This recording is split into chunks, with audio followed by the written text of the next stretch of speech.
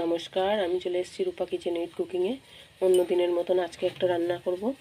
এই যে আজকে কাতলা মাছের মাথা আছে খুব বড় বড় করে। এই কাতলা মাছের মাথাগুলো আলু দিয়ে ভালো করে কালিয়া করব।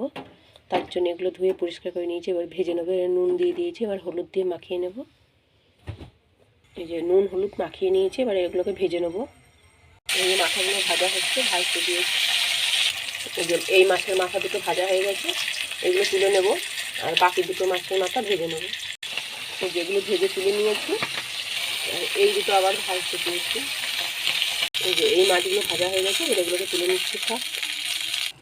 এই যে গোটা জিরে ফোড়ন দিলাম, এবার পেঁয়াজ কুচি দিলাম, এখানে আলু, এখানে টমেটো কাটা আছে, এটা সব দিয়ে দিচ্ছি এর মধ্যে।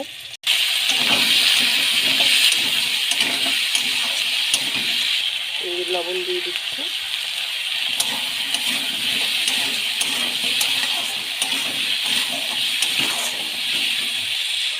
চাপা দিয়ে রাখবো।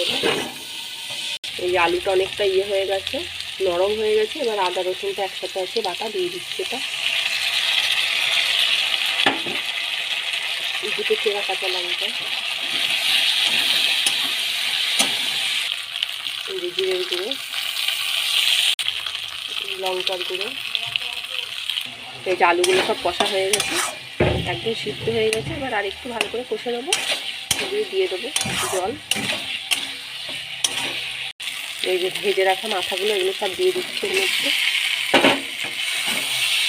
এবার জল দিয়ে দেবো, এই যে জল দিয়ে দিচ্ছি। এই যে জল দিয়ে দিয়েছি, এবার চাপা দিয়ে রাখবো। এই যে কাতলা মাছের মাথা আলু দিয়ে করা হয়ে গেছে কালিয়া, এটাকে এবার নামিয়ে ফেলবো। হয়ে গেছে সম্পূর্ণ। এই যে নামিয়ে ফেলেছি কাতলা মাছের কালিয়া। অবশ্যই ভিডিওটা প্রথম থেকে শেষ পর্যন্ত দেখবেন, কেমন হয়েছে অবশ্যই কমেন্টে জানাবেন। আজকের রেসিপি কেমন হয়েছে, খুব সুন্দর হয়েছে। আজকের রেসিপি এই পর্যন্ত। পরের দিন আবার একটা নতুন রেসিপি নিয়ে চলে আসবো।